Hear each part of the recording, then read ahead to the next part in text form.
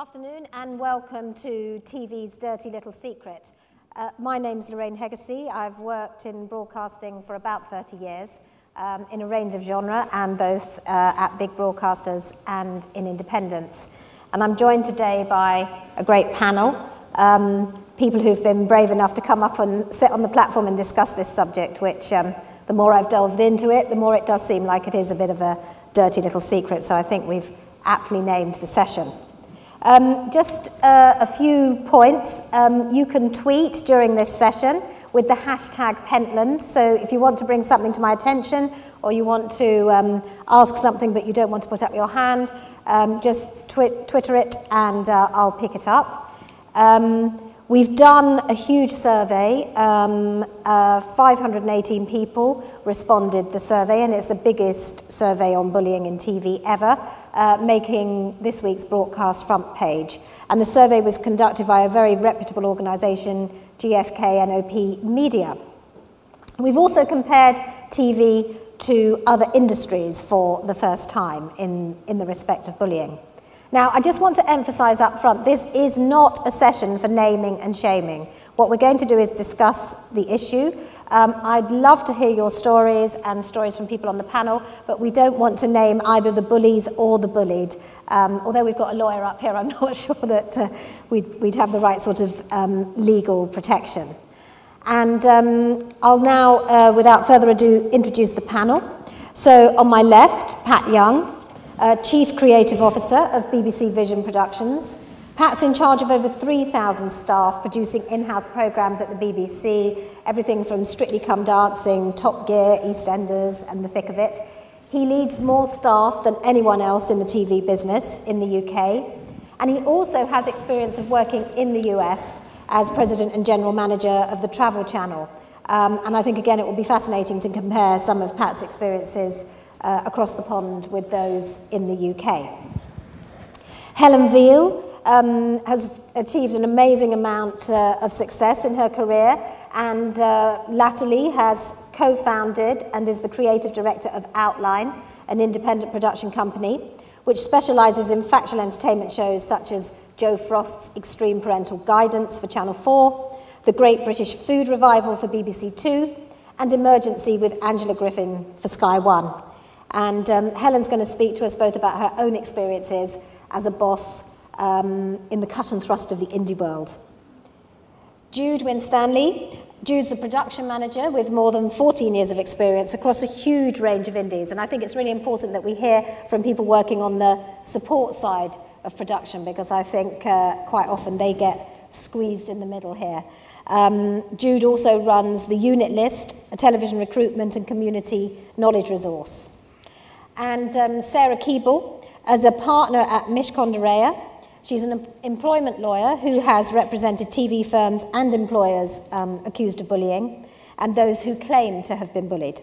And Sarah will be able to give us some good legal advice and to tell us what we should do if we find ourselves on the receiving end of bullying. So before I go straight into the survey, I just want to start off by asking each of the panel whether they've ever been guilty of bullying, do they think? Pat? I don't knowingly think I've been guilty of bullying. I have witnessed environments which I think some people would call bullying. When I worked in BBC Sport, when you're doing large outside broadcasts, going to millions of people, got one chance to get the shot, one chance to get it right. Yeah, that's a pretty full-on, testosterone-driven, largely loud, shouty environment. By and large, you know, at the end of it, most people seem to walk away fine, so you didn't really treat it as bullying, but you could easily see how there were probably individuals within that setup who did feel that they were being bullied on occasion. Helen, what about you? Bully or bullied? I have been bullied, and it wasn't at the beginning of my career. You tend to think, oh, bullying, it's probably people being really mean to juniors and very young people in the industry. I actually had an issue when I was rather more senior. I don't believe that I've been a bully. You did sort of prep me about this question. I called to mind an incident where once I was critiquing somebody's work, I thought fairly robustly, and it made them cry. But I've only ever had one sobber, so I don't think I've got too much form. But I think perhaps one of the things this survey has shown is that people don't speak out about it. So I confidently say I don't believe I have any history of this, but perhaps we'll get through in the debate and realise that one of the issues is people don't feel that there are necessarily outlets for them to speak about their experiences. And when you were bullied, what happened to you? I don't want to particularly name names or kind of triangulate when and where it happened, but it wasn't a particularly aggressive, testosterone-y, shouting kind of experience. It was an experience of being deeply and profoundly undermined and belittled and robbed of my authority and confidence. And it was very damaging. It took me quite a long time to get my, naff phrase, get my mojo back, to feel confident again in my creativity and my decision making.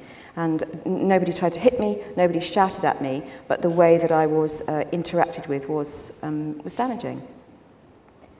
Now, Jude, as a head of production or production manager, you're often in that squeezed middle with, you know, demands on the producers, they want more money, or arrangements have fallen down, and I suspect you've been on the receiving end of some fairly shouty phone calls at some stages in your career.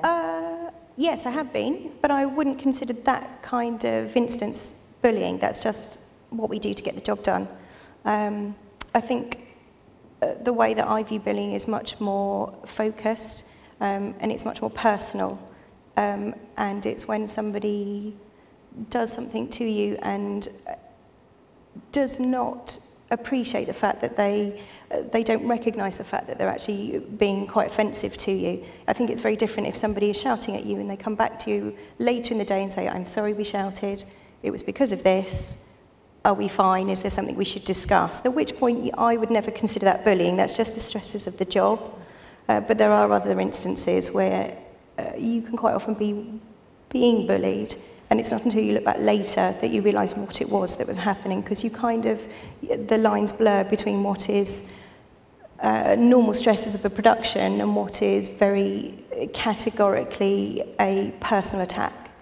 And I think it's really important to draw that distinction, if you like, that there are acceptable ways of responding to the pressure of the job, and there are times when people will forgive you if you lose your temper, and then there is the persistent bullying. So tell me about an example where maybe you've been on the receiving end of what you would call bullying. On a particular production, I was a very young production manager, and although I knew the production and what we were doing, it was very high turnaround, it was very stressful. But there were particular instances where, having looked back on it after the event, I realised that I was actually being victimised about something, and it did take me quite a long time to recover from it. One of the things was on the last day of recording, it was gone midnight, and I was getting the production office packed up, and all the rushes had to go back straight to the production office. We had an overnight digitiser waiting because we were on schedule, and we were going to our schedule would start slipping if we didn't get the rushes back that evening. And the series producer screamed at me in the middle of the street as I was packing up the car in front of my entire team that I was a bitch. And that I should loosen up because I had requested that 2 of my runners help me pack the car and take it back to the production office and unload, and then they should either go back to the party or go home. So she screamed at me. All my team were looking at me, and then the exec producer agreed with her and said, yes, you are. At which point I thought, I'm the professional one here. So I carried on packing up the car. The junior runners were very, very scared because they had been asked to stay for the party, but wanted to come and help me. But me realising that at that point I'd had enough and I was never going to work for the company again, and that the kids may wish to, I didn't want to put them in a situation where they were going to be then victimised for later on once I'd left the company. So I insisted that the boys stayed, and then I just got the editors at the other end to help me unload everything. But that was just one instance in a whole catalogue. And that was a culmination, I suppose, of several weeks of bad behaviour towards you. Yeah, I think that was the most overt thing. there were lots of things, like they wouldn't let me sit next to my team, so I didn't know what was going on. It was never explained why I couldn't sit next to them, so they would make arrangements and plans, and I would have to unpick them all because they hadn't checked with me first that our budget or schedule could actually accommodate their changes. I was excluded from production meetings. I was not allowed to talk to the broadcaster's finance department about figures. I was expected to dodge all their calls about things, even though I knew where we were in our budget. I wasn't allowed to talk to them about it, and I suspected there were other reasons behind that, but nobody spoke to me about it. So Sarah, you've got experience of dealing with a range of bullying cases across different industries. That bit of the survey suggests that people don't believe that TV executives or managers take bullying seriously. Do we differ from other industries in this respect? No, I don't. In some ways you do. I think the problem with the TV industry, I actually don't think the TV industry is the worst for bullying. I think there are other industries that can be dreadful. For my own industry, some of the law firms are still, in this day and age, shocking places to work. But I think the problem in TV, I think there's a multiple problems. I think you have a lot of young people. You have a lot of young people who are desperate to work in TV and therefore don't want to complain. You also have a lot of smaller companies set up by individuals who may be fantastically charismatic individuals and brilliant at what they do, but may in reality be crap managers. You also have a lot of people in larger companies, a lot of, again, very successful people, and the people above them don't want to address their flaws with them. You know, if they're doing brilliant work, their bosses don't want to sit them down and say, look, you know, have the honest conversation. And I think one of the things that actually other industries do better, and now the good law firms, you know, have proper appraisal systems in place, do talk. One of the things in my world that I try to live by is I always say to my team, if I ever tell you anything at an appraisal that you don't know, or you ever say anything to me in an appraisal that I don't know, then I failed, because there should be that constant communication. My own perception is the TV industry, it's not good. You're not very good at addressing the problems and dealing with them honestly, quietly sending people on training, quietly trying to deal with it. I mean, Pat, what would you say? You work for one of, well, the biggest broadcasting organisation in Britain. I'm assuming there are lots of anti-bullying policies, support. We've got policies for everything, and there's lots of support in place. And you know, when we did the staff survey this year, this was raised by about 0.5% of the people. I don't want to belittle it. I think it is a problem, and it is something that we're keen to address. I think one of the challenges is, first of all, what do we mean by bullying? But also, we're in an industry which doesn't really value management. You know, management is seen as basically overhead, non-creative, non-additive, frankly distracting. Appraisals are a nightmare, if you even do appraisals, and a lot of the indie sector don't even do them at all. And then we expect people to be able to manage difficult circumstances when we don't value management. You know, I think we are fundamentally underinvested in management and undervalue management, and that is at the root cause of some of the problems then of dealing with bullying which you get in any industry. Helen, you're at the opposite end of the spectrum, a very small company. What kind of procedures do you have in place? I mean, do you do appraisals, for example? We do appraisals. We don't have very many permanent staff. A lot of our staff are freelancers, but I'd sort of want to ask a question. I don't believe that the survey found that there was more bullying in small organisations than there was in big organisations. And small organisations may have been started by charismatic creatives. That doesn't mean that they're all psychos. We have a whole range of, I don't know, not at this time of the day. We do have a whole range of procedures about how we handle all sorts of inappropriate behaviour at work. So procedures about how you deal with underperformance, procedures about how you deal with people who were misusing alcohol on their working time. So we do take a sensible approach about it. And as a smaller organisation, one of the biggest challenges for my company is to make sure that we are able to recruit and retain the most excellent creative staff in a very competitive marketplace where, as a smaller organisation, I can't always sign a bigger cheque than another company in order to persuade a key creative talent to come to me. The one thing that I can offer is a working environment that they will find supportive and conducive and enjoyable. And so for me, it's incredibly important to invest time and attention and care in making sure that the working environment actually is an enjoyable place for people to be. And so there's a big business case, a sensible business argument for making sure that people are not having a crappy time. And, you know, you're a very experienced and excellent creative program maker. Have you had any kind of management training at all during your career? Nope. Oh, no, not formally. I've attended voluntarily a course about managing and running a creative business. So until I set the company up, no. Having set the company up, I've taken some steps to make sure that, you know, on a commercial level, I know how to do things. And one of the modules that I attended on the course was how you deal with issues in personnel. And it didn't make myself and my business partner particularly change the way that we approach things, but it was interesting to note that some of the things that are quite commonsensical about how you deal with this. If somebody is unhappy, if somebody's underperforming, then you have to approach that carefully and supportively and set realistic goals. If you see somebody's underperforming, agree with them realistic goals that you would like to see them attain, agree with them realistic and appropriate strategies for them to attain those goals, and then if they do attain them, fine.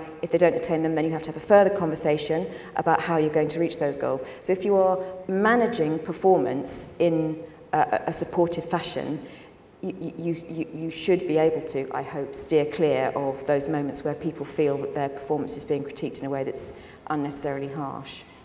So an incredible 75% of people working in television believe bullies prosper. It doesn't seem to harm your career prospects if you're a bully. Is that your experience, Jude? Have you seen some of the people that you've been bullied by? My experience is all within the freelance sector, and I have never worked directly for a large broadcaster, so I've never worked directly at ITV Studios or at BBC. Everything's been for an independent company, and I have to say that may not be too far from the truth.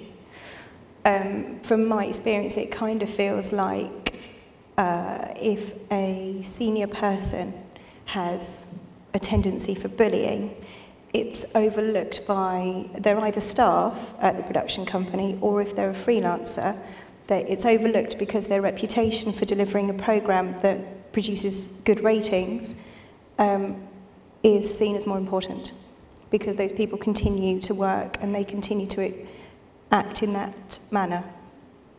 I mean, Pat, you manage a lot of creatives. If one of your star performers is accused of bullying, how seriously are you going to take it when you look at...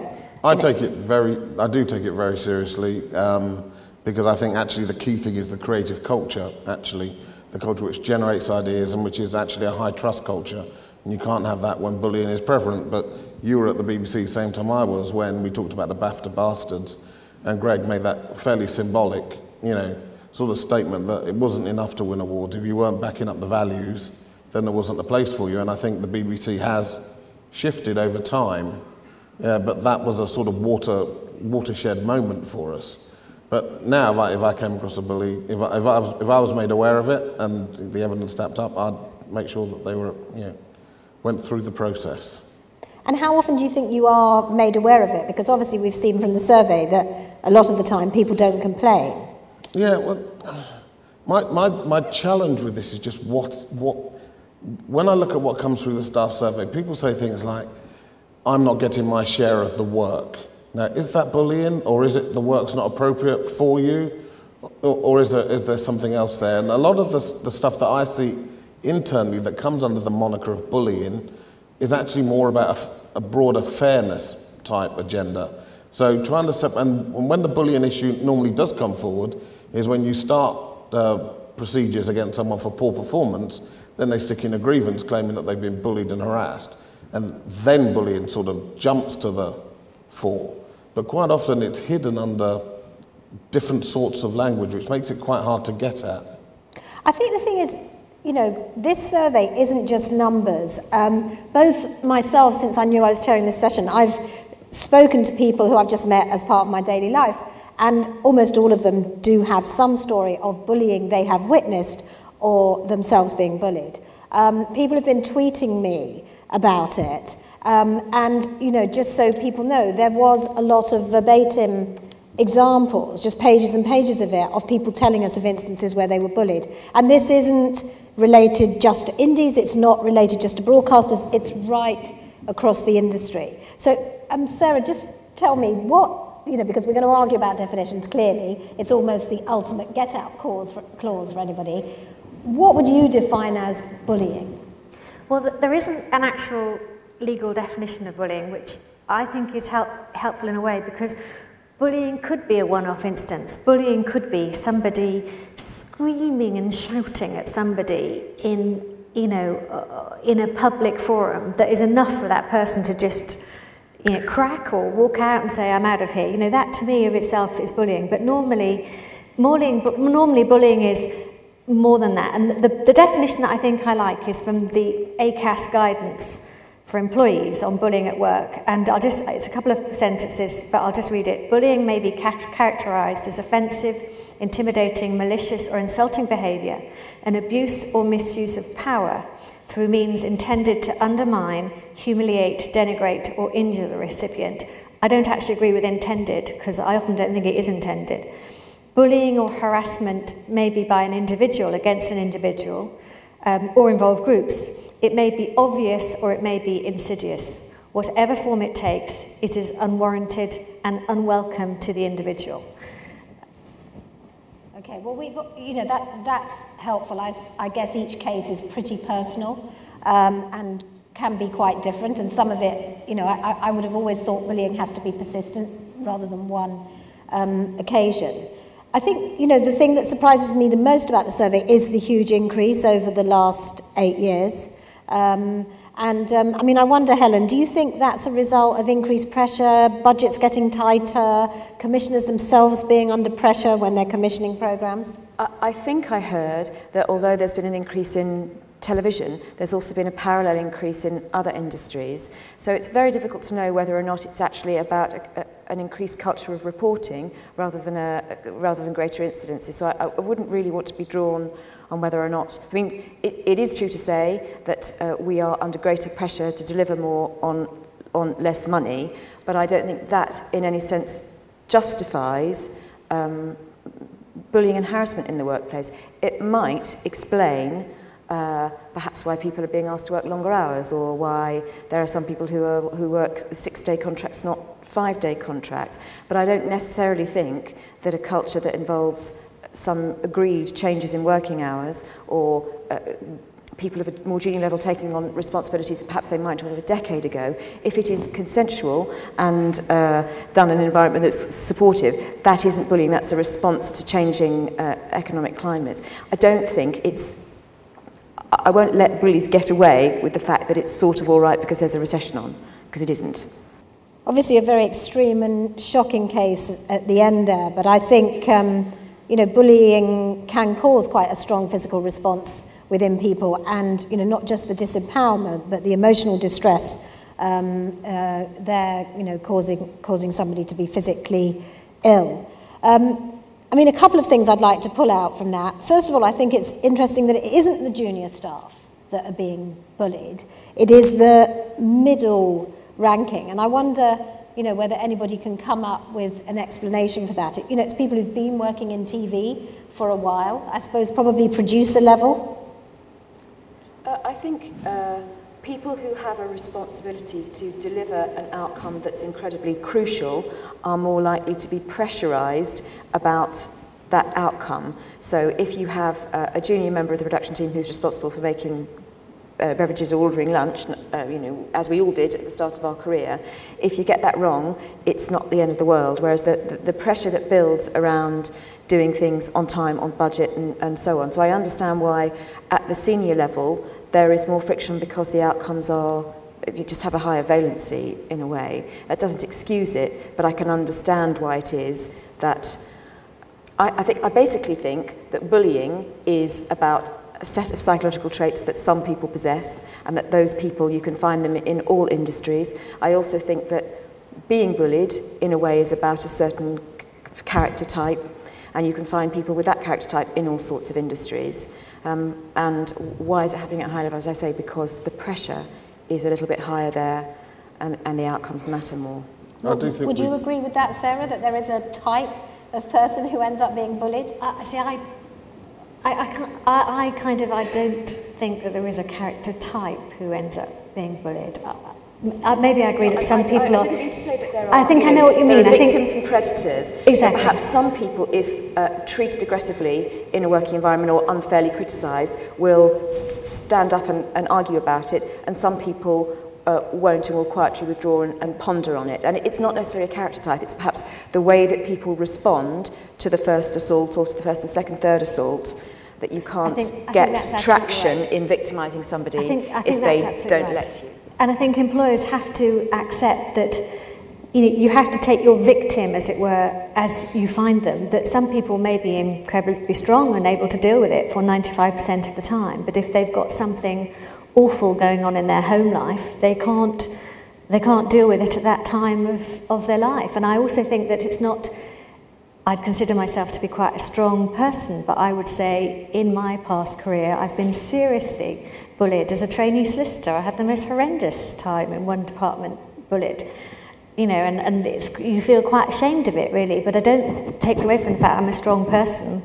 And why is it my fault that I didn't deal with that situation very well? So that's why I guess it's just I don't like the phrase character type, but I take the point. I also think we're seeing a change in the structure of our industry. 2003, heavily producer-driven, big strands, big characters leading those strands, managing single teams. Now we're into much more of a broken-up environment, much more interaction between commissioning, both in-house and indie, much more movement between the sectors as well, which means much more relationships, much more opportunities for relationships to go well, but also to go wrong. And I think that's why that middle group are probably talking about it more now, because they are actually involved in far more conversations and far many more relationships than they would have been 5 or 6 years ago when, frankly, Lorraine, when you were editor of Horizon, you know, they made the show, you looked at it, and it went out. Now, you know, there's a lot more involvement from a lot more people, which creates a lot more opportunities for situations to turn.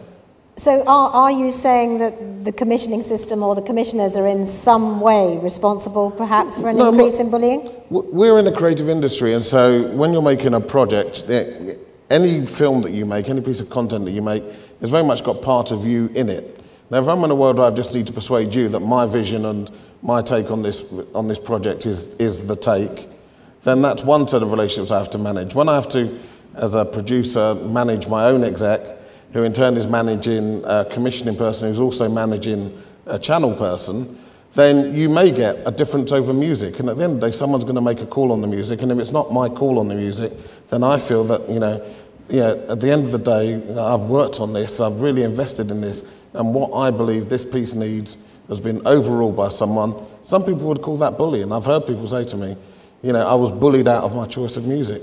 And that's just because we've got more people involved in these relationships. It's not about commissioning per se or production per se. There are just more interactions going on which create more opportunities. Helen, I saw you wince there. I wouldn't call that bullying. Ultimately, the person who is the highest in the food chain gets to decide on the music, and you do, however creatively committed you are to something, you have to suck it up, and maybe you won't like the music as much. That's quite a big shift from 5 or 6 years ago, where the producer would make the call on the music. I've never worked inside the BBC. I've always worked in the independent sector, and ultimately, he who pays the piper calls the tune, and they get the music that they want. But you were asking whether or not a changing relationship between commissioners and producers was involved in this. I don't think commissioners are responsible for bullying at all. I do think that you have to deliver to the expectations of your commissioner, and that there is, in some senses I find, doesn't necessarily provoke me to bully, but there is a challenge to deliver the editorial expectations of somebody who isn't taking financial responsibility and isn't as engaged in the process of delivery as I, the exec, am. And it's not Commissioner's job to really worry about my schedule and my budget and how I have to structure my team in order to deliver their editorial vision. But there is a tension about delivering the editorial vision of somebody who isn't engaged in the structure and the dynamic of your team and in the financial consequences of that editorial vision. So you just have to be extremely careful as an exec to make sure that while you are managing up to your broadcaster and making sure that you understand their expectations and you do everything that you can to deliver on them, that you're also managing down into your team, and when they're telling you it can't be done, your job isn't to shout at them and make them cry and make them try and do it. Your job is to explain to the broadcaster, and it's not a good idea to go, we can't do that. It's always a good idea to say, hang on a minute, we've had another thought about something we can do for you that will work. And that's, I think, the way to manage those creative expectations without creating a culture where people are going to get crushed and broken along the way. But is it, to Pat's point, the fact that there are too many people involved in the process now, so there are more and more pressure points? Because as he said, when I was an exec producer in science, the only person who saw QED before it went out was me. Not the head of department, not the channel controller, just me as the editor of The Strand. And I think that doesn't happen so much now, and because everybody is so overworked, a lot of commissioners have, if you like, deputy commissioners who are also squeezed in the middle, have to kind of bridge between their commissioner and the programme maker. I mean, I don't agree with you, for example, that commissioners aren't financially responsible, but I think they have to be aware that there's a constraint on the programme-making team, and that is the size of the budget that the broadcaster's allocated. That's a level of knowledge that needs to be negotiated. It isn't your job as the executive producer to go to the broadcaster and say, yes, we can do absolutely everything that you're after, because if you were to take that stance, you would be asking your team to deliver things that were impossible, and in that kind of environment, people can be put under too much pressure. So I don't know whether or not, I've never worked inside the BBC, and I've never had the experience of just going off, making the film, and somebody having a quick look at it before you put it on air. I've always been in the independent sector where you have to get buy-in to each level of decision making. But have you never come out of a viewing feeling so exasperated and then maybe taken it out on somebody lower down the food chain? Have I come out of viewings feeling... I only come out of a viewing feeling exasperated if I think I'm being asked to do something that's not going to make the programme better, and that's extremely exasperating. Sometimes it's very annoying and you go, oh, I wish I'd thought of that, because they've come in and they've asked for loads and loads and loads of changes. I can't argue with them because they're right and it will help, but now we're all going to have to collectively scramble and try and work and make this happen. But I don't think that coming out of a viewing and asking people to do... If what you're being asked for is not possible, it's your job as an exec to have that conversation and make an impossible demand go away. It is never a good idea to come out of a viewing and just say to your team, don't bring me problems, bring me solutions, because they can't. If there isn't a solution, nobody can bring it to you, and people will have a ghastly experience trying. I mean, something that's horrified me is not only that women seem to be more likely to be victims of bullying, but that women seem to be more likely to be the bullies.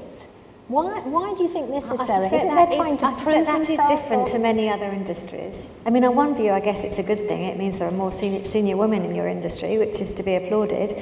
But I don't know. I suspect it's unusual. But let's not be sexist about it. Bullies can be anyone, and I don't really have an explanation for it. I mean, just to pick up on the last point there, it's interesting to see that bullying doesn't just affect those who are directly being bullied, but their peers, hate it and can feel very demotivated and leave companies as a result, which is a bit to your point earlier, Helen, that if you don't create a great working environment, people won't want to work there. I suppose the converse of that is, what Sarah was saying, is so many people want to work in TV, they're prepared to put up with almost anything.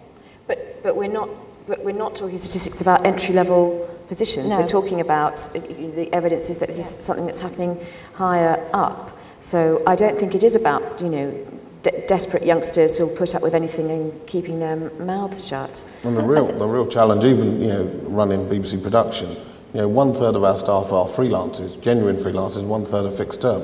And the freelancers, by and large, choose where they work these days. Good freelancers choose their employer. And getting that creative culture right is absolutely central to any success we're going to have. I don't think it's always the case that a freelancer can choose where they work. They're good freelancers. Ooh. The best freelancers choose who they work for. I think there are some that have particular reputations that are well known because they have worked on particular productions that have a good viewing reputation, or they're well known, or lots of people watch them, whatever. But for a majority of freelancers, you may choose or feel happier working in a particular genre with a particular raft of companies, but sometimes those opportunities just don't materialise. So you love the job and you love what you do and you're adaptable, and that's what makes you good at your job. But it means also that you quite often end up working at companies that you have never worked for before, or you may indeed take a job at a company that you have heard does not have a great reputation for looking after its staff because you need the work. So I think... You don't always have a choice. You don't have a choice. You don't, and you've still got to earn a living like everybody else. I mean, the shouting and screaming I think we're all familiar with, but this excluding you from vital information, which is obviously what happened to you, is a different kind, a more very subtle difficult kind of bullying in a way. I think it happens to production managers quite a lot, those who are being bullied. It's one of those subtle, passive-aggressive things that the bullies do. By either not telling them about a meeting or saying you don't need to attend, or not passing information on from something, which then in turn can make you look unprofessional as a production manager because you don't know about a particularly very long-reaching consequence of a decision that you must have to manage. So halfway down the line of your schedule, something's happened that's been discussed and put in place. But if you're not aware of it because you weren't at that meeting and you didn't have that vital information, you don't know that you need to extend your edit by 2 weeks and find the money in your budget in order to accommodate that, which damages your reputation with your team because it looks like you weren't managing and doing the job that you were hired to do. It damages it with the company that you're working for because, again, the same thing, higher up the ladder. And also, if you are working in a small company where you may have direct contact with the client, that can also damage your reputation with them. Could I ask you, why do you, what were they getting out of it? Because I've no idea. Sort of, in my experience, I could sort of see what it was the person who was at me was getting out of it, that they enhancing their reputation at the expense of mine, and there was a very nasty logic to it. But as somebody who runs a company, the last thing I would want to do would be to exclude the absolutely vital role of the production manager from anything, because I want to create and maintain a reputation for delivering programmes that are really good and that we've not overspent on. So it seems that there's some very perverse motivator I have no in idea. excluding somebody so vital from such, essentials, and their reputation with the broadcaster won't look so good if it turns out they don't have the money for that 5-week edit extension, or they've screwed up something very vital by excluding a key I've no staff idea, member. particularly because production managers, I think sometimes...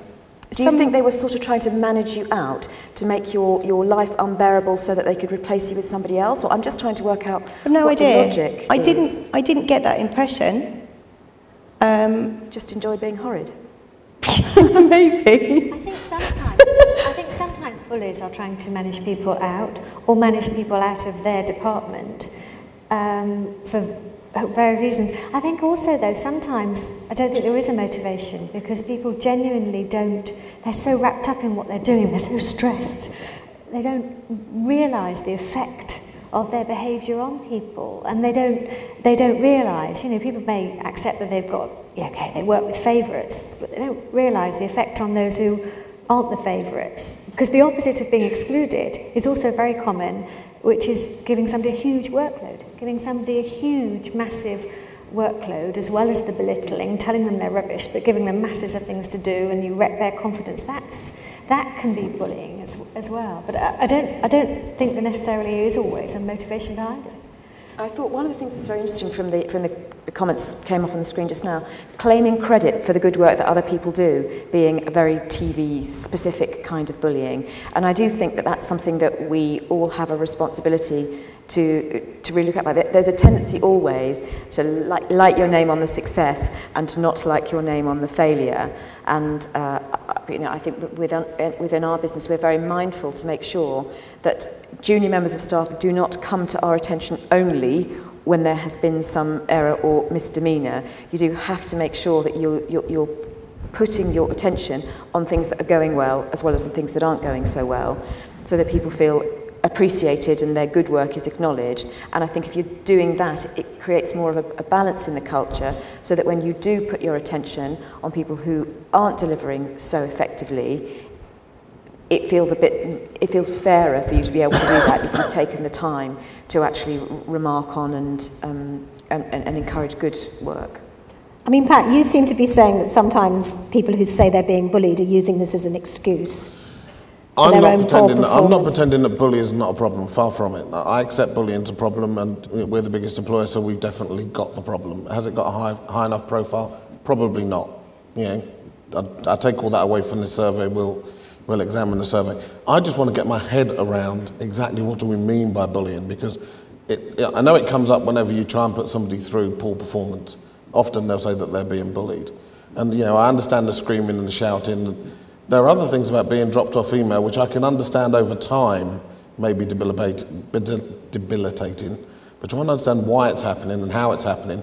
Did they take you off the email because they thought they were doing you a favour? Meetings you don't need to attend in their mistaken opinion. I don't know. So I don't belittle this. And in the States, they're very, very hot on this. And I couldn't even log onto my computer unless I'd done all the various courses on spotting bullying, harassment, sexual harassment, racial harassment, sexuality as well. And we were told very clearly, even if somebody came to me and said, I don't want you to do anything about it, but I feel I'm being bullied, I had to do something about it. I had to report it. And it went into the system, and actually, bizarrely, even though staff don't have contracts there, they are much more likely to come forward and complain about bullying than they are here. So I'm trying to also get my head around that. So, I think it's interesting what Sarah was hinting at is that sometimes, instead of doing the things we ought to do, like proper performance management, we almost try and bully, for want of a better word, people out or freeze them out, thinking, well, if I make their lives unpleasant enough, then they'll leave and I don't have to go through the whole performance management redundancy process or whatever else.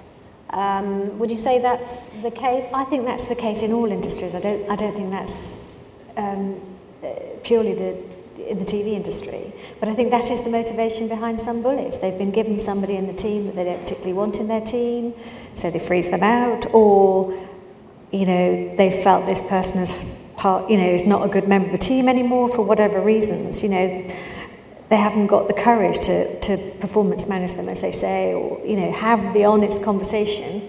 So it's the insidious bullying that they use. I think that's very common. Look at how we used to organise ourselves. The only way we could pay people more, historically, was to give them more management responsibility. And you've got some outstanding people creatively who you knew would be bad managers, but the only way you could justify paying them more was to give them more people to manage, which made their lives misery, made the lives of the people they managed a misery. But that was how we were structured, and so we got the results that you'd expect to get. Part of the challenge is glorifying great managers as well as glorifying great creatives, and that's somewhere we're not there yet. Well, somebody's just tweeted saying that they think creative people hate being managed, which I think is true. And I know from my own experience, when I've tried to send people on management or leadership courses because I felt it was an important part of their development as they progressed up the career ladder, it's always going to seem more important to you that you work on your show than that you take time out to go on a course. And there is this dilemma. So look, as we bring the lights up so that I can come to people and maybe you can start to show your hands if you've got a question, I'm just going to ask Sarah what advice she would give to people who feel they're being bullied. What can you do to nip it in the bud? The starting point is, I would say to somebody who feels they're being bullied is, can you at an early stage solve it? Can you talk to the person who is bullying you? You know, if you need to, sleep on it. Sleeping on things in these situations is always a really good idea. Can you go in the next morning and can you explain to the person why their behaviour? Can you send them an email in a in a sort of, you know, a non-confrontational way? Is there somebody else in the company that you can talk to if you can't do that? Try and deal with it early. The difficulty with bullying is that the very nature of being bullied, it makes you feel unconfident, it makes you feel that you're the issue, you're the problem, and that's why things don't get dealt with early on. But if you do think there is a situation, try to deal with it early if you possibly can. Very good advice there. So, gentleman here in the light jacket. Hello, I'm Andrew Chowns from Directors UK. I think the survey does show that there is an unacceptable prevalence of bullying in the industry. Equally, I think Pat's comment suggests that it's quite difficult for senior management to uncover it and to tackle it. Quite a lot of people in the industry, although it's not heavily unionised anymore, are still members of or covered by some sort of professional association or guild. In our case, in Directors UK, I think this is something we think we should help our members to tackle, and particularly where it's possible that we've identified somebody who is serially bullying a number of people. But I just wonder whether the panel think that professional bodies and guilds could do more to help intercede on the behalf of individuals and take those issues up to senior management. Is there a role for the unions here?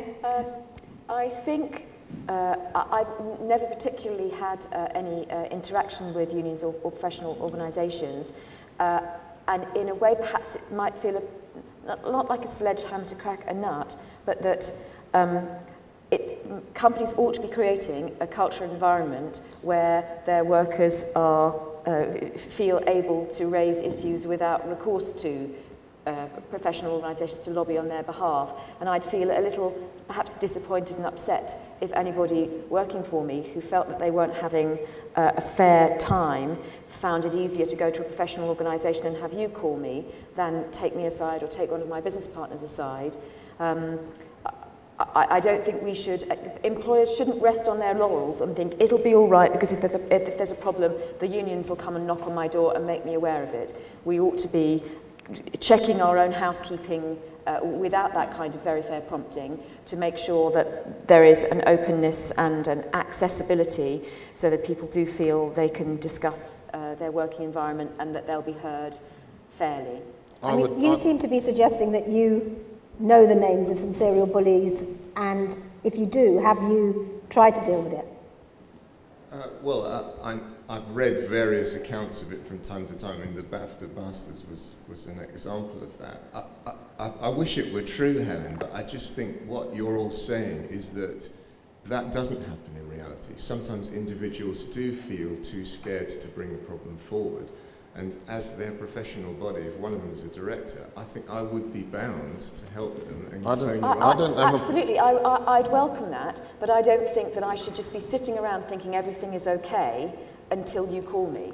I have a responsibility proactively to attempt always to create and always to maintain an environment where people are able to air their grievances. And of course, I don't live in a fantasy world where everything is absolutely perfect and there are no problems just because we're all such nice and good proactive managers. But it would be much better for us to think about prevention and creating the right kind of open culture rather than just, you know, me giving you my number so you can have me on speed dial.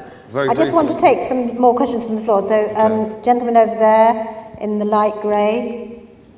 Yes. Hello, Mark Sigsworth from Prospect Pictures. I wonder if Sarah could tell us where the definition of bullying that she read out came from. That'd be helpful to know. Sorry. And secondly, you mentioned about we are not very good at dealing with bullying when it happens in television. And I mean, I know of a couple of quite strong examples that I perhaps shouldn't go into here, but what should people do about it? First of all, the definition that I took that from the ACAS guidance for employees, is that if I just, because Donna, who's helped organise the session, emailed me last week to ask me if there is a legal definition, and there isn't. But I Googled it, and that's where I took it from. So it's the ACAS guidance. It's called Bullying at Work, so that's quite helpful. In terms of what employers should be doing, I would be saying, you know, the people being bullied, what should they do? Because in a couple of instances I know about, they're really quite intimidated by the person who's bullying them, and they don't really know who to go to or if there's anything they can do. And if they can't, the best thing to do is to, as I said, to try and talk to the bully, but that's not always possible. The next person should be your manager, but the manager may well be the bully. If there's an HR function within your organisation, can you go to the HR function?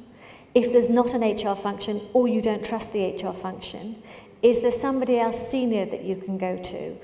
A member of the board? Is there somebody that you can talk to in confidence? Because often somebody who is feeling bullied, often their first conversation, they don't want anything to be done about it.